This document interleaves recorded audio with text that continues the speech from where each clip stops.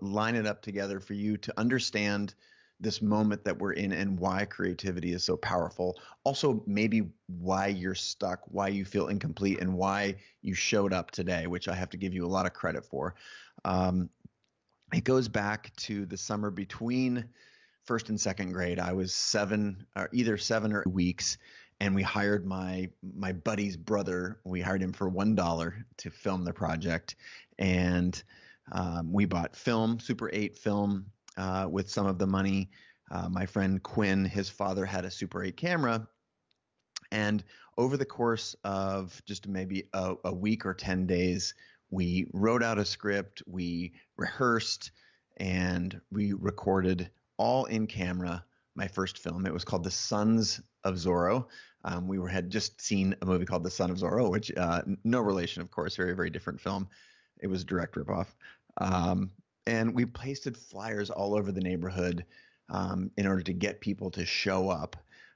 We went to the store. I remember like literally picking out what candy bars that we would sell. And we bought the candy bars for, I think, 25 cents and sold them for 50 cents. Over the course of the next, I don't know, week of promotion, we screened the film and we made a profit. And I remember in that moment thinking, maybe I could just do this over and over. Now, for those of you listening, this is something from my past. And obviously, I bet you did things like this in your past. And you're saying, wait a minute, that was however many years ago. The same words that we said to ourselves, those were creative and inspirational embedded moments that we, whether we know it or not, we've carried forward. As an example, that little moment in that summer between first and second grade, it carried into my second grade year. I remember I opened up the second grade, the first week of school, I did a magic show. I had card tricks. I had all kinds of, I saw myself as a really creative person. And then at the beginning of, right before the holiday break, there's a parent teacher check-in, and it was attached to the ice cream social. So all the kids are in the gym having ice cream, and there's parents meeting with different teachers. I stumbled into this second grade classroom, Miss Kelly, and I overheard her tell my parents that I was so much better at sports than at art. And now, coming off my profitable film in the summertime, and all of my magic shows and my stand-up comedy act that I'd been developing. Again, these are all things that we do as second graders. And then I heard an adult that I respected and admired and appreciated tell my parents that I wasn't that good at art. And most people would be crushed, I think, or now rather looking back, we would say, oh, that poor little second grader was crushed. But that's not true. I just said, oh, I'm not good at art. Okay, great. I'm going to do the thing that culture thinks is good for me or that I'm good at, and not what interests me or where I have areas of passion. And it just turns out that seed, it sent me on a nearly 20-year, let's call it 15-year, 12-year journey away from the things that I was very passionate about. And I did pursue sports. So my second grade teacher wasn't wrong. I was a good athlete, but at what cost? And so wherever you are right now, this is where you're at, and I don't want you to beat yourself up. I want you to recognize that whether you're stuck in the small s stuck or stuck in the capital S stuck, or maybe you're not stuck, you're just here for inspiration. My hope over the course of the next 6 weeks, and as we walk through Creative Calling, is to help you understand that A, it's okay to be in the position you're in right now. B, it's exactly what you need, in fact. And C, that we can together through this program get you unstuck, reverse some of these messages and the natural state that you've, I guess, gravitated toward because of all these social influences and cultural influences on why you are where you are right now. So, opening little salvo, don't sweat it. Wherever you are right now, we can get you fixed, unstuck, and back on a creative path. And when I say creativity, I mean creativity in all senses of the word. Creativity with a small c, like art and design and any individual product or practice or program or project that you're working on. And I also mean creativity with a capital C, which is the concept of creating everything in your life. You are a creative force. So I want to start off the next little segment of today's broadcast with a reading. And if you paid attention to the class page, what we wanted to talk about today is just the first two. They're sort of pre-chapters. It's called Read This First and Introduction. If you don't have the book or you haven't read these two things, it's only 19 pages. I don't want you to worry about it. If you have read them, then you are aware that we're just really setting up the problem and helping us understand where we're going to go over the course of the next 6 weeks, and in turn, the arc of the book. It is a process. It is a 4-step process that will get you unstuck, get you on the right path, and unlock your creativity and, by extension, your human potential. So I'm also, if you're tuning in right now, I would love to make this interactive before I start this read, and let me know where you're tuning in from. I will be taking questions. I'll pause at a couple moments, and then we'll really attack questions at the end of sort of my presentation. But just as a heartbeat check, I would love to see where you're coming in from. Oh, what's going on here? I need to turn that off. Just let me know where you're tuning in from. And as you're listening to the program and to the reading and some of the exercises that I want to share, some of the questions, I do want you to respond. This is meant to be interactive. And for those of you who are asking, I can see some questions.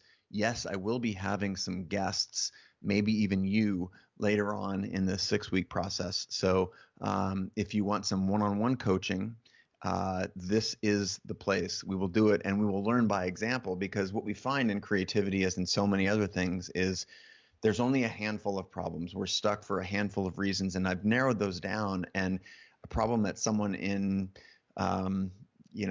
Western France has is probably the same problem that you may be having there in New Jersey or in Sacramento or wherever you're listening to. So we are all in this together, and we can learn. I love seeing Alberta, Canada, James in Victoria, Lester in Mississippi, Richmond, Virginia, Andy.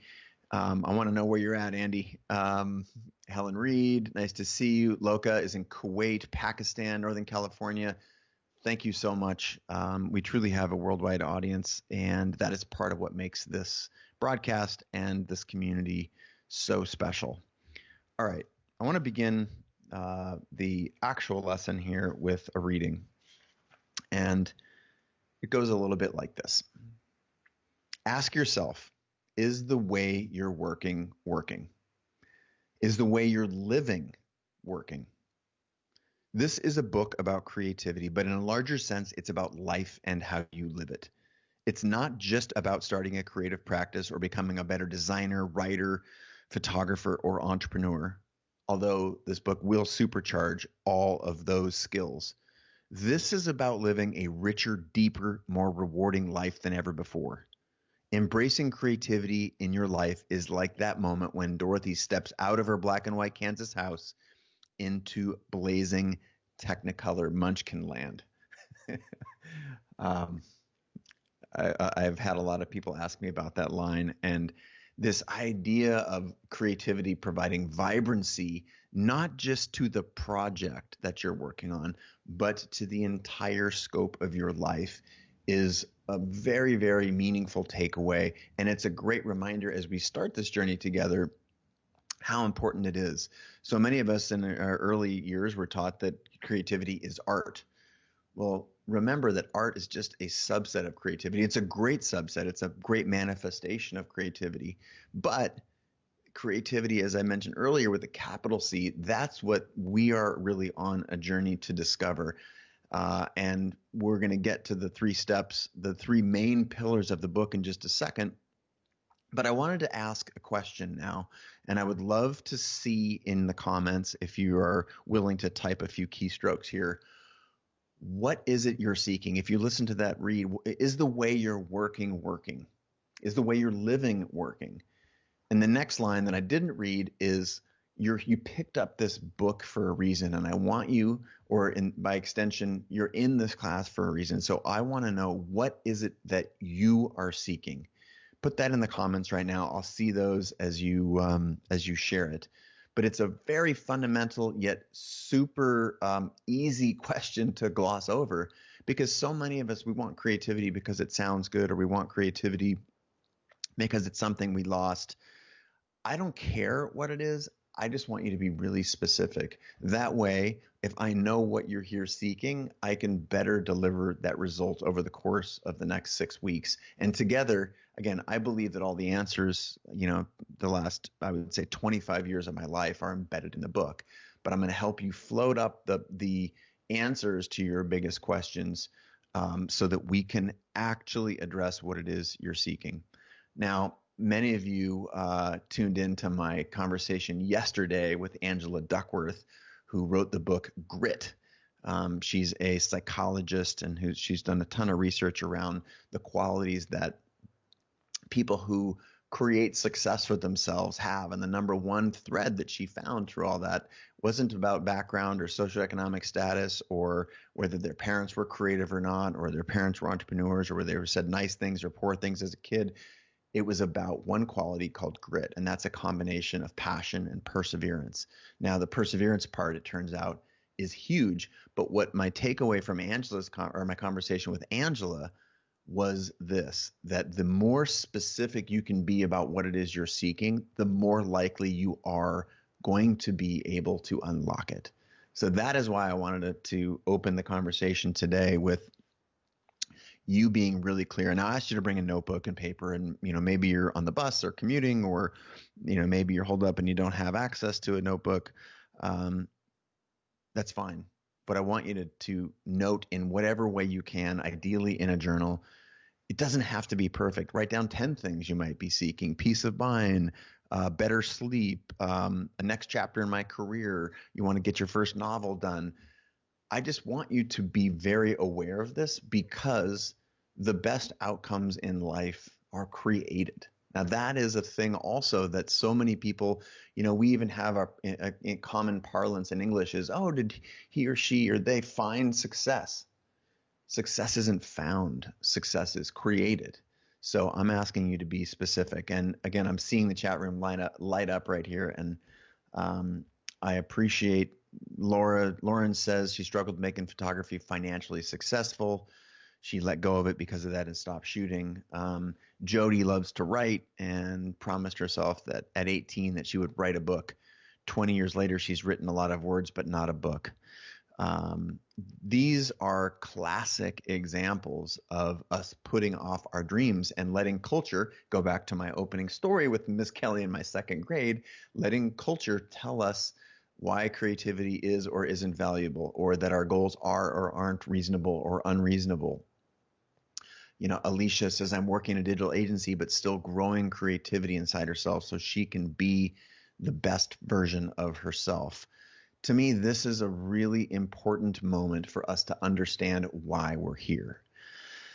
So in order to tackle topic one, whatever you wrote down, and feel free to keep taking notes there. And this isn't, you don't just have the 2 minutes to write down everything and to lock it in. Over the course of the next week, before we go into the first part of the book,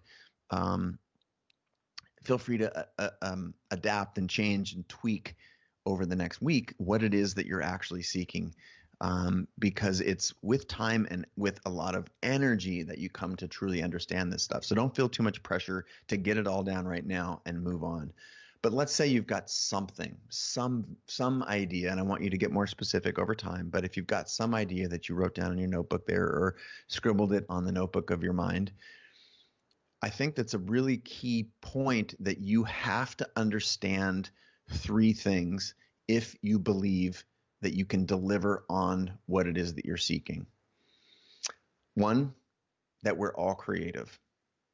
Every single person who's tuning in here, I know for a fact, having surveyed thousands of people in the Creative Life program and stood up in front of audiences as large as 10,000 in stadiums and asked people to put their hand up who identify as creators, and it's shockingly low. So of course, since you're here, most of you have bought the book or are subscribed to Creative Live, so I think you probably identify as creators. But it's my hope that there are a bunch of people who maybe don't, and they're here they're tucked away in a closet in their house with headphones on watching right now to be a part of the community. I call these people creative curious. And you're welcome here too. You don't have to have this big identity or a cape that says I'm a super creator. Wherever you are on the spectrum, that's where you are. But the number one thing that you have to believe in order to make that thing that you're seeking that we just talked about come true is that you have to identify as a creator. You have to say that I create my future, that I have agency over my life. So, the lightweight proof that we are all creative can be seen in so many ways. I say regularly, and you've probably heard me say this, just walk into any first grade classroom and say, who wants to come up to the front of the room and draw me a picture? How many hands go up? Every hand goes up. So just that little empirical example that we've all experienced, or you watch a child play with the toys, or it's obvious how creative we are. And yet we often sort of ignore that. So if you can, however, acknowledge that you're creative, that's the first step in being able to identify and connect with what it is you're seeking. The second is that you have to believe that creativity is a muscle. It is a muscle. And like any other muscle, you have to use it in order to gain strength. Maya Angelou said it best, creativity is an infinite resource. The more you use, the more you have. So if you believe one, that everyone's creative, and I think that's self-evident. If you believe thing two, that creativity is a muscle, like anything else, any other habit in the world, any other process that you go through, the more you do it, the better you get. I don't think this is a stretch. And then thing three is that it's through doing small creative acts, being aware of your creative faculties and identifying as a creator. Again, knowing that you are creative. It's in creating in small daily ways through a project, through a meal, through just knowing that right now, for example, we're co-creating this experience. You could ask a question, I could answer it, and it could completely change the trajectory of our program today. We're co-creating this. So if you understand and believe that you can create in small daily ways, that you have agency over that this is the mechanism for changing your life, for creating the next chapter, the next product, the next project. Ultimately, we want to all be in control of our lives. We want to write our own script, and we know that if we wait around for a script to be written for us, people will gladly write it. And that's what you see with your career counselors and your parents and your friends, who are all eager to give you advice on what you should do with this one precious life. But you are in charge of creating it. And it's only through creating in small ways that you understand that you can create your life with the capital L. It's just creativity at a different scale. So quick recap. 1, you have to identify your creative. 2, creativity is a muscle. 3, it's by creating a creative habit, by creating in small ways, regularly, every day, ideally. It's in doing that you realize that you can architect the arc of your life. Now, in order to facilitate that, I'm going to pause right now and see if there are any questions about this. I want to go into what we're going to talk about over the next 5 weeks after today, this framework that I developed, if you're familiar with the book, the idea framework. But before we do, I want to see if there are some questions and say thank you so much for participating. There's, I think, more than 2,000 of you tuned in, registered for the class, and I know we're broadcasting on a couple of other platforms like Facebook and YouTube Live. So give us a shout out here. I'm looking at some comments. Malvis 100 wants more creativity in his or their life. Mervin says he's seeking to make a living while doing what he loves in a country that makes it hard to do it full time as a creative. I understand. We're going to fix and find and put a path together for you to achieve those things, Mervin, just so you know. All right, so let's see. Any other questions? I'm going to click over to my, it's so fun to be doing this all, again, super small team at Creative Live broadcasting this. I want to give a shout out to Nasa and Adam and the team for pulling this together. I think we got Joe and a handful of others operating the broadcast booth. Checking into chat here. Jane, used to be more creative than you are now. How does one narrow down the focus when you have so many ideas? We're going to get to that. Gautam says, yo. Mel, how do you continue the joy in your creativity without making it into a job. I think this is fascinating, and I'm going to get to a little piece of that in a second, which is a way to understand what kind of a creator you are. It's really helpful. That's in this first section of the book. Matt Queen, what's up, Matt? Nice to see you. Fergus is seeking creative courage. Oh, another chap, or I know a few females named Chase. So he, she, or they named Chase. What's the thing that you do every day that's pushed me to another level?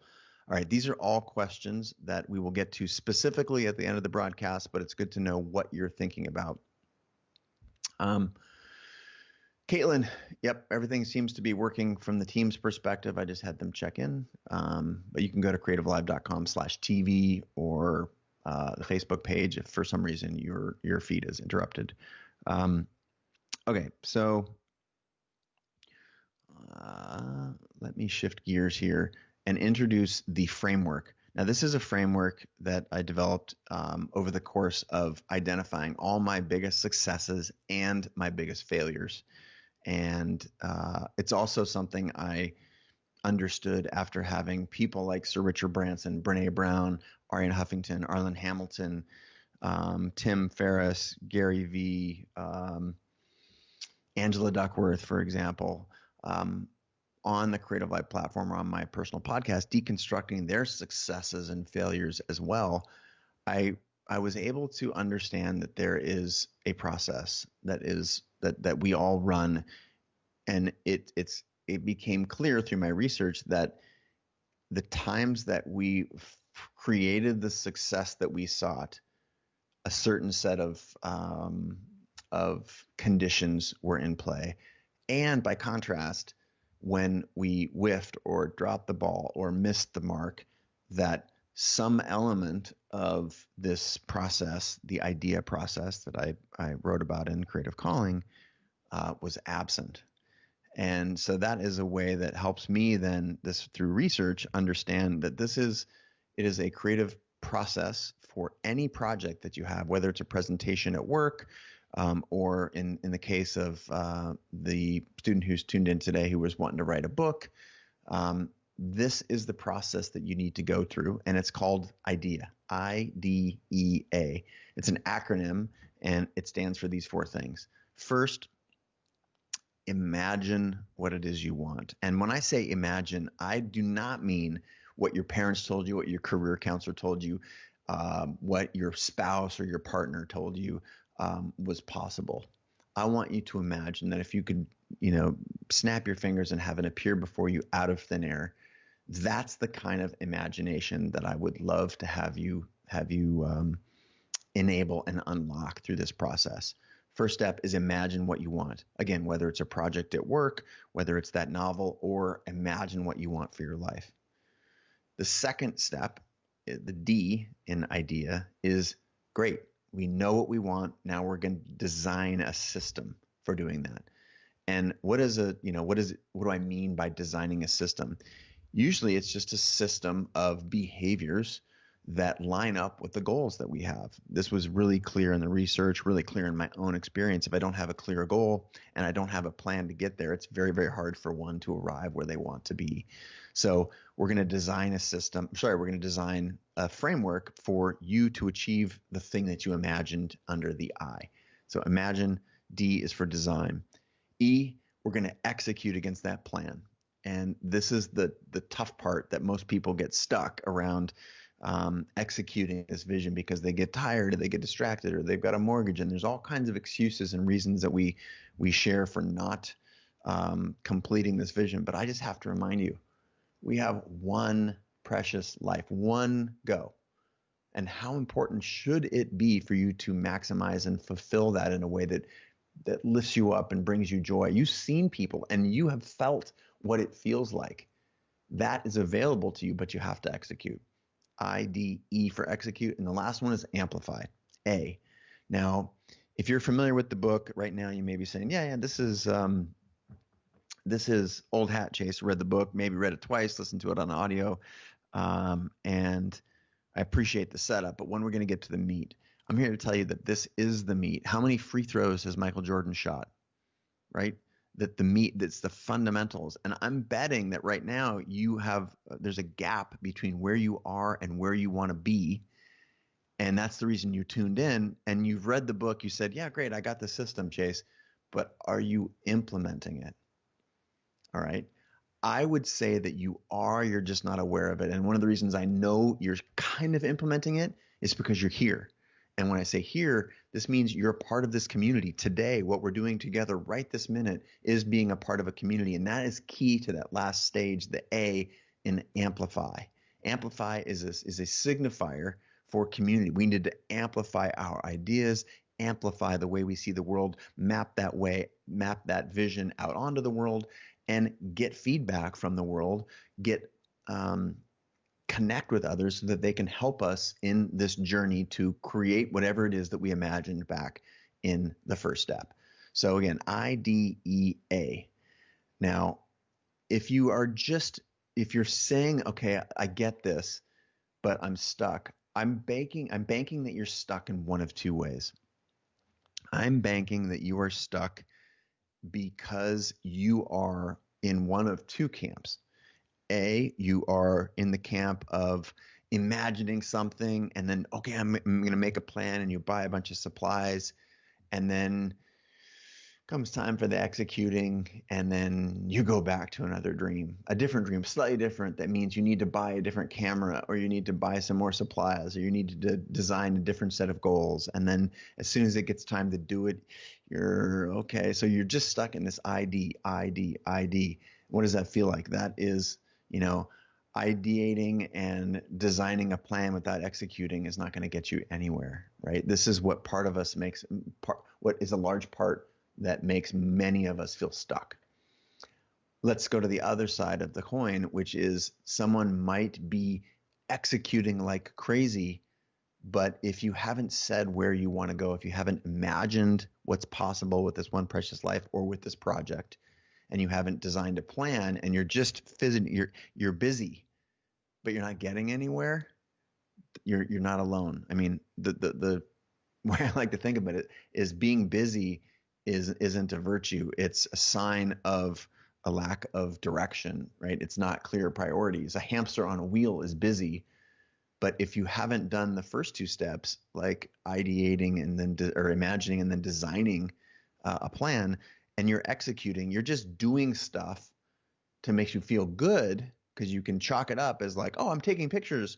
Great. But if you want to be a pro, like someone in the comments who was just talking about, I want to make a living, have you taken the next several steps in that process, like getting a business license, like trying to understand who your customer is, trying to get your images in front of those customers, right? That is like so key to becoming a photographer that most people ignore, and they'll just be busy. So if you're in this concept of executing either just randomly, or maybe you work at a company, you're executing other people's ideas, you're helping them manifest their vision rather than you manifest yours. That's another really, really, and even you might even be amplifying it, right? You might be doing the A step. But what is needed, and where most people fall short, is this whole system, the fact of just walking through these 4 steps. That's why they're called steps in the book, because you need to do step 1, then step 2, then step 3, and then step 4. Now, of course, you're going to retrace your steps back to areas when you get stuck or you need more clarity, and that's natural, right? Not everything is a linear up and to the right graph that we would like, but I want you to understand how critical the idea framework is. This is where, as a creator, when you identify as a creator, you're no longer just this cork bobbing in the tide. You have agency over your life. You recognize it, and recognizing our problems or where we're stuck, that's half of the problem.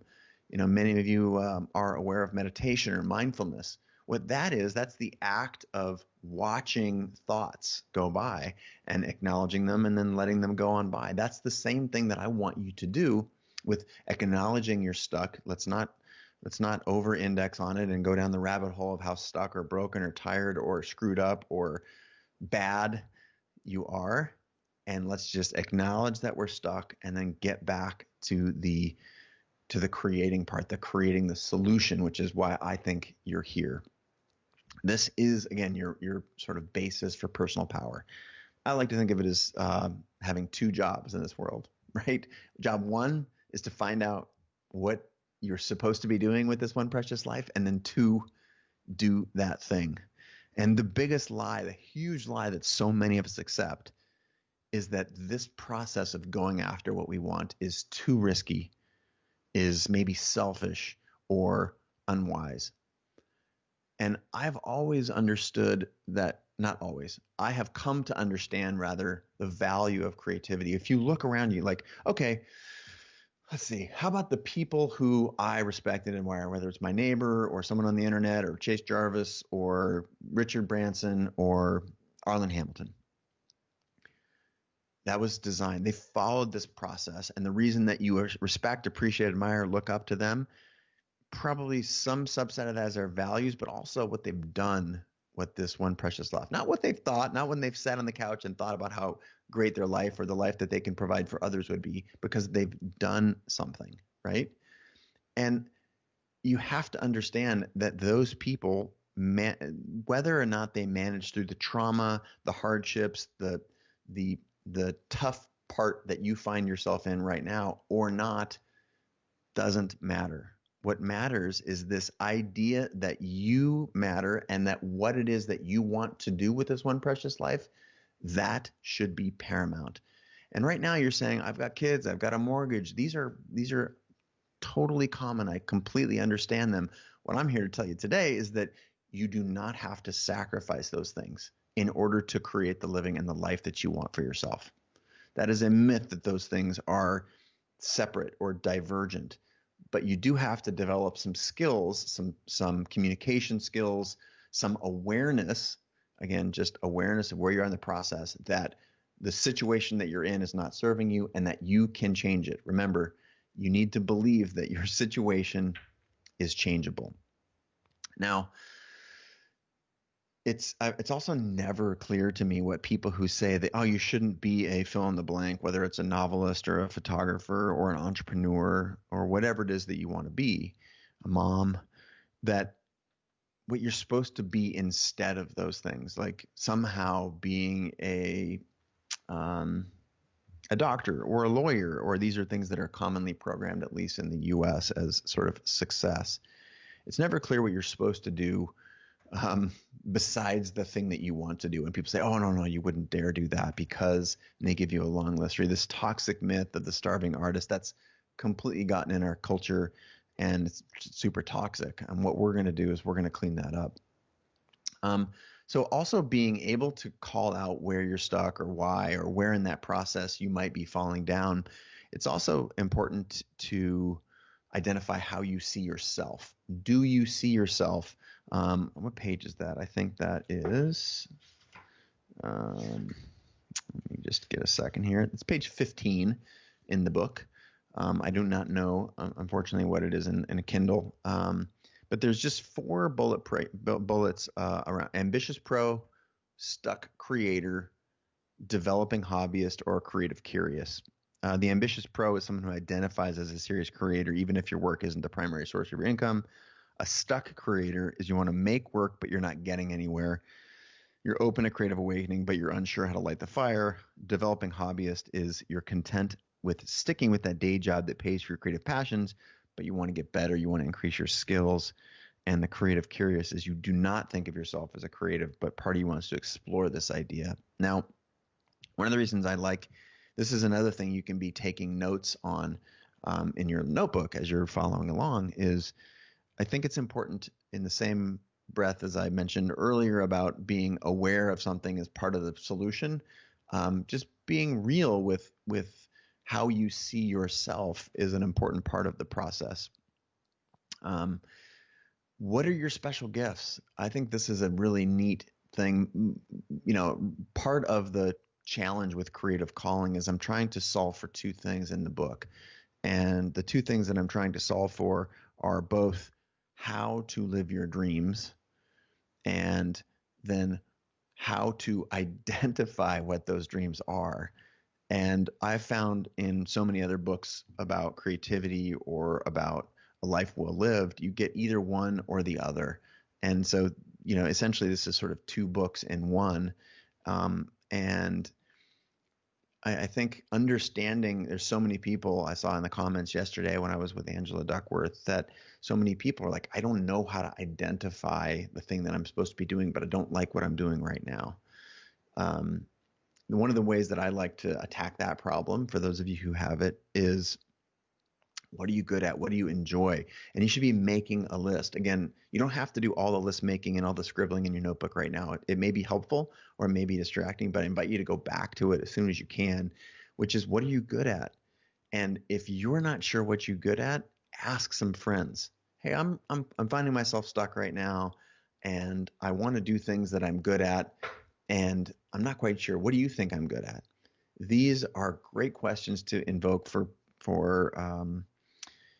partners and friends and spouses and peers, people you work with, workmates, and this overlapping Venn diagram of what you're really good at and what you care about. This is sort of the passion part of Angela Duckworth's work. That tends to be a good place to start. What are you curious about? If you look back in your history, what lit you up? At what time did you feel great? Because that's the cool thing about life, is that we've all found glimpses of what it feels like to be living in authenticity, to be doing what we're supposed to be doing with the people that we want. And if you look back and look at those, even if it was just a season in your life or a summer or one particular job that you feel this fondness towards, that is a great place to start to explore. And for those of you who don't know what your thing is, I encourage you to taste and sample a lot of things. And you can't sample from sitting on the couch, right? You can't sample in your mind. You have to actually go do the thing.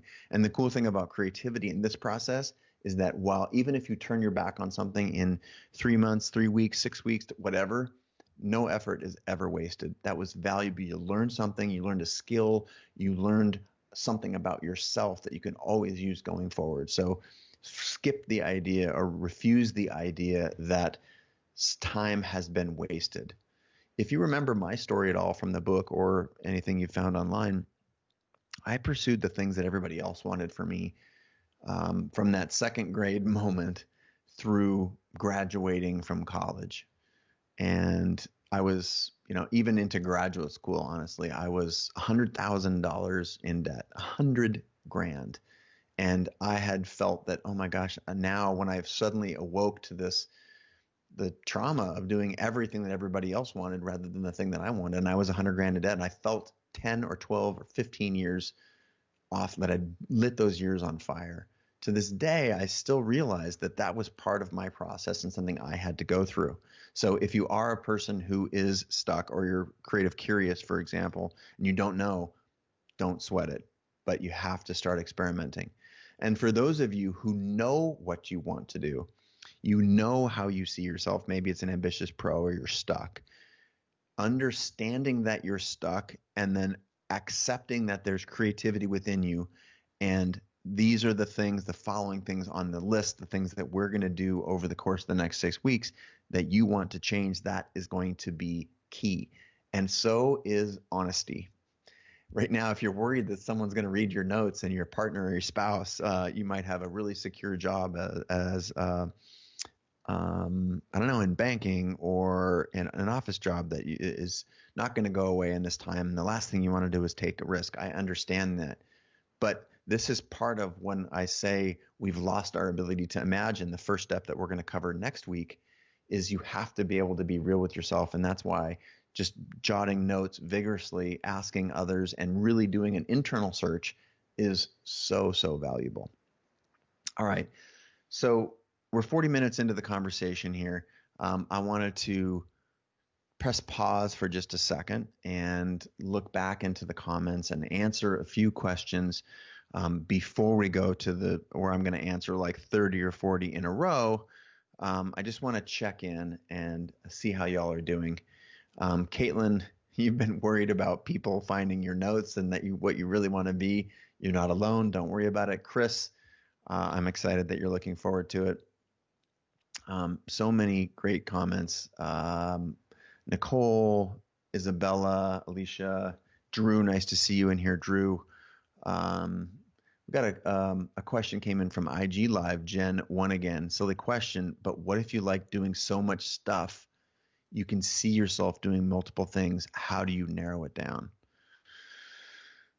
Okay, this is one question I'm going to talk about right now before we go back and finish out the program and get into the official Q&A, because I think what Jen one again on IG is asking is very important. That we feel that when we choose something, we turn our back on so many other things, and you want to keep all doors open infinity, right?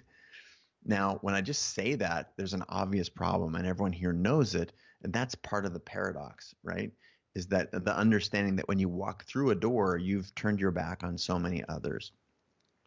Here's what I'd say to that. Every person that you respect, admire, look up to, appreciate for being great at something, even if that something is being a great parent or being a great supporter or being a great entrepreneur, artist, photographer, designer, whatever it is, the reason that you respect them is because they have gone deep on that thing. It is a primary focus of their effort and attention. One of the reasons I love mindfulness so much, and if many of you know that my wife Kate is a mindfulness teacher, mindfulness just has to do with where you pay attention. What are you thinking? What's the mindset that you're operating in? And where does your attention go? Because if you cannot control your attention, you are almost by definition a cork in the tide. Attention, whether it's to your kid or your profession or your family or some derivation of all those things, is the most important thing. It's the most precious thing that we have.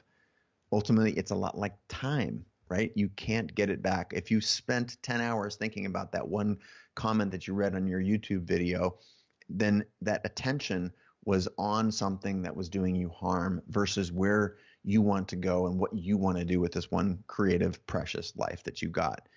And in order to beat that, and in order to move forward, you have to start committing to those things. And here's the refreshing part is what you experience when you commit to something is a feeling of, instead of pushing rocks uphill, the world starts to happen for you rather than to you. And I know it sounds counterintuitive, but this anxiety that you're having right now, trying to hold all these balls up in the air at the same time. I want to be a musician and a singer and a documentary filmmaker.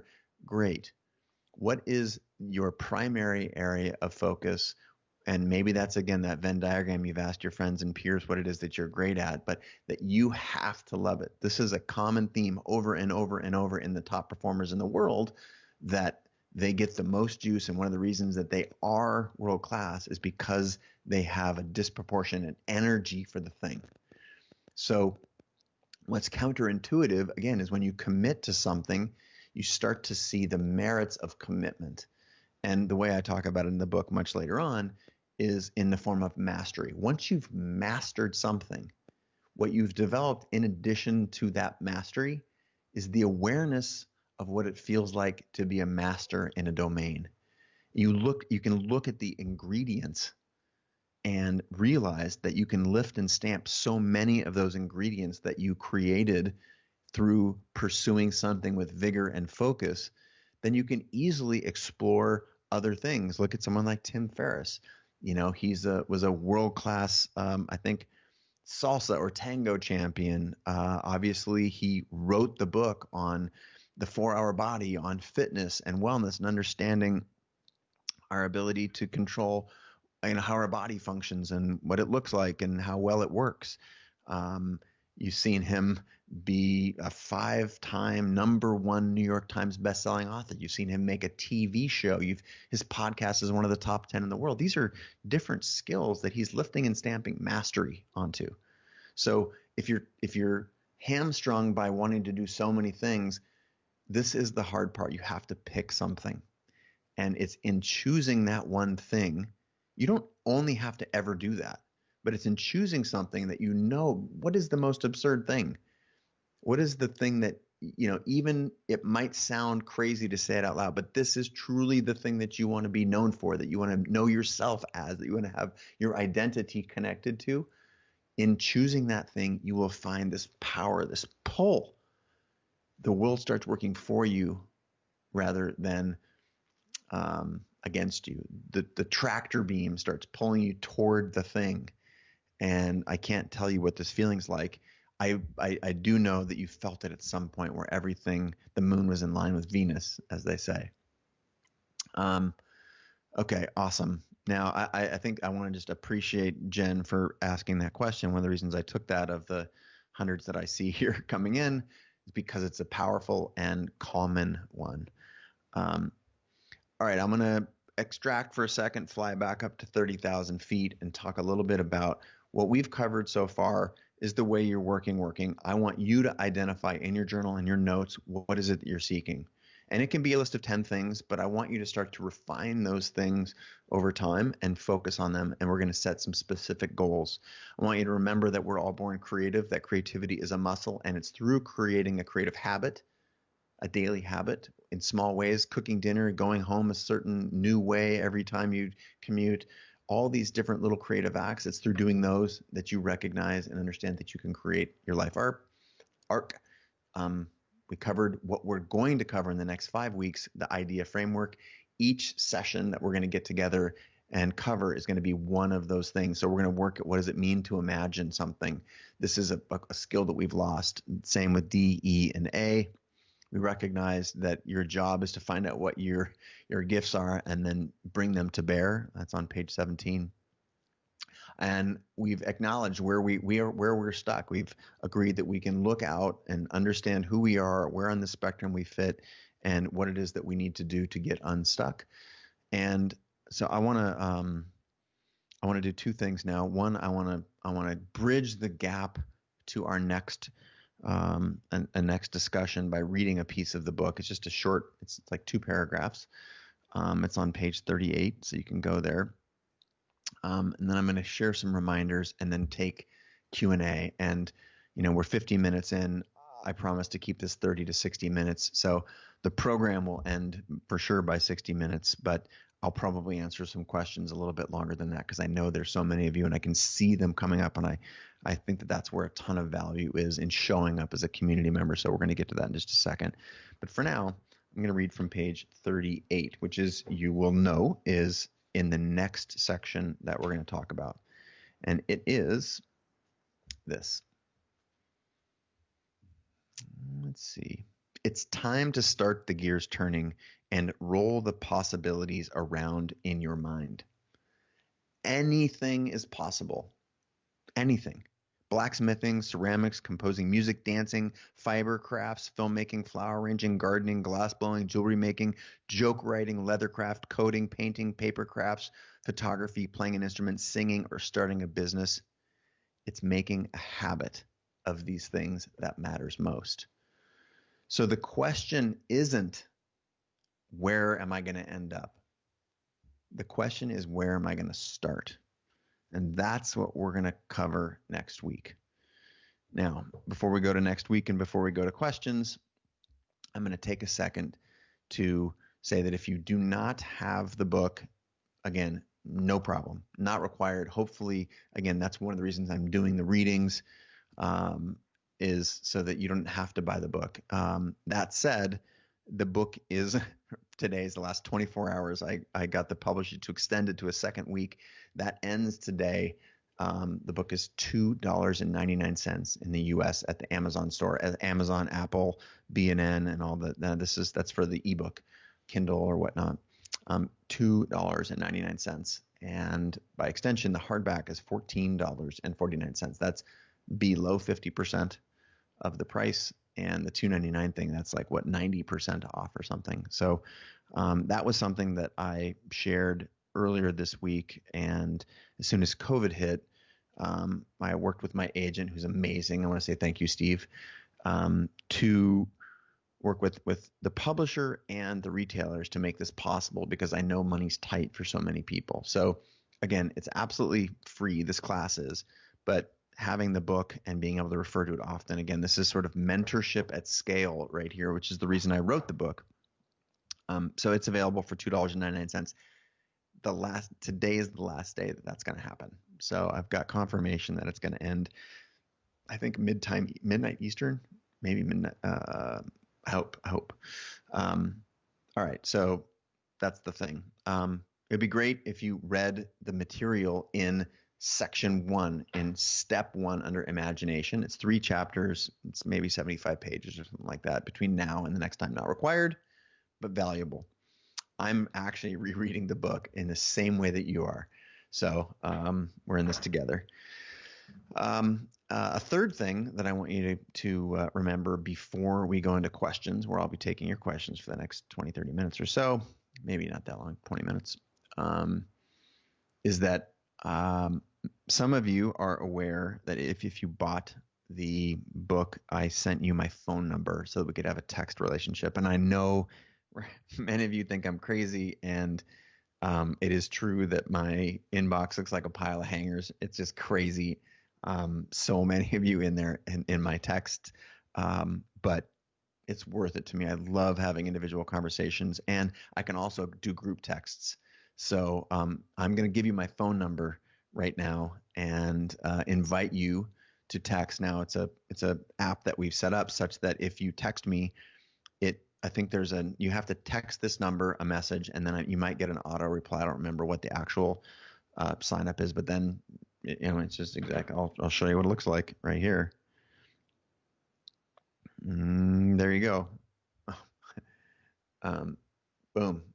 And just looks exactly like the texting app. And you'll see there's lots of people in here. Seeing some messages come in right this minute. Somebody's got a birthday today. Who's got that birthday? I don't want to go into that. Anyway, I'm going to invite you to text me. Are you ready? 206-309-5177. One more time, 206-309-5177. That is a support group for doing what you want to be doing in this class. Okay? So I'd invite you to text me. You may get an automated text that says you're into it, but then it's actually me. Tick, tick, tick, tick, tick, tick, tick. So knowing that there are a lot of folks in there, be patient, but I see everything and I will respond in the best way that I can. So another piece of housekeeping before we shift into questions is, and I'm really happy for those of you that stuck around to this part of the broadcast where I could share my phone number. So a lot of this is this weekly Saturday gathering, 30 to 60 minutes, but it's also, I'm going to be doing some cool challenges as a part of this process, and I'm going to be doing that on my Insta. So I want you to turn notifications on Instagram, or if you're not following me there, I'm just at Chase Jarvis. I'm guessing most of you are following me there, of the couple thousand people that are enrolled here. But turn notifications on, because I'm going to do challenges, I think Tuesdays and Fridays. And it's going to be valuable to this process. And then we're going to talk about this stuff on Saturday, as well as go over the reading. Lastly, invite friends. It's not too late to join this. It's my hope that you can step in at any point in this process, and there'll be enough recap and this support group here combined with the book. Of course, they'll need to do the reading for past chapters, things we've already covered. But if you find value in this, there's no shame. There's actually a great opportunity for human connection, for kindness, for just for vulnerability in inviting your friends, saying, I'm doing this class. And I just, again, it's free. We at Creative Live have spent our life building this and thinking about it. And so I want as many people to experience as possible. And then, one ask. This is an ask that I don't want it to understand. I don't want you to understand that as self-serving. I think in the same way that getting as many people to understand this material as possible. I mean, I wrote this because this is the process that I went through for unlocking my potential in my life. And just so happens that when I deconstructed the lives of my friends who were the most successful in so many disciplines, they had the same experience. That's why I wrote the book. But so as not to be self-serving and to frame it as such, my hope is that you can write a review on Amazon if you've read the book. I'm learning from my publisher and agent that that's a really important place. And we've got, I don't know, a few hundred 5-star reviews, but I would love to have at the end of this process 500 to 1,000. It would be amazing. Let's target 1,000. So if you've read the book and haven't left a review, it would mean the world to me. And I read every single one of them.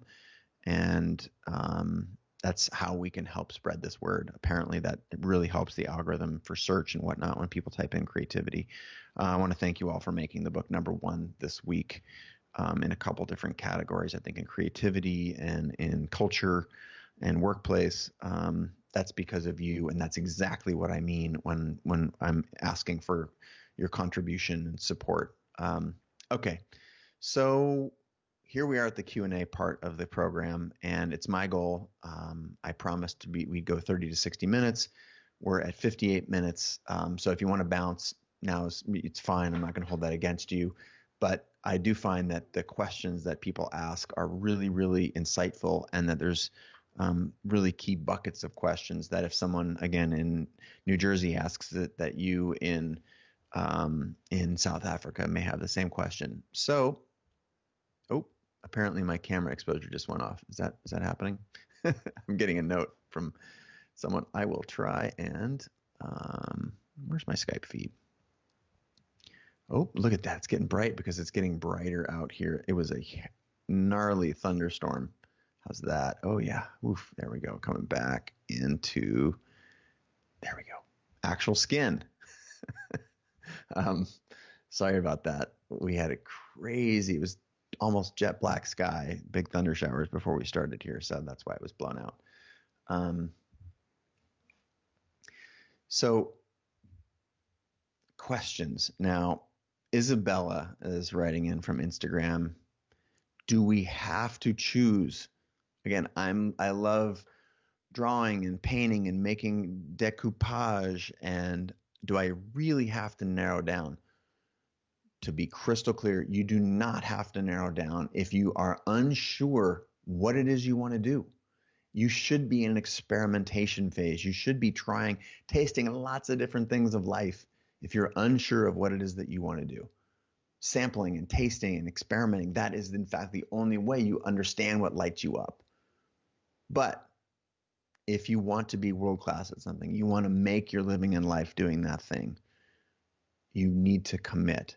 And it doesn't mean turn everything out. Like, as an example, I am a photographer. I am an entrepreneur. We're all many things. I think many of you know me as a photographer. Many of you know me as an entrepreneur because of building Best Camera app and Creative Live, where, tens of millions of things that tens of millions of people use. Ask me if I do other things. I'm in the middle of remodeling a little beach cabin that we have with my own bare hands, and it feels so good.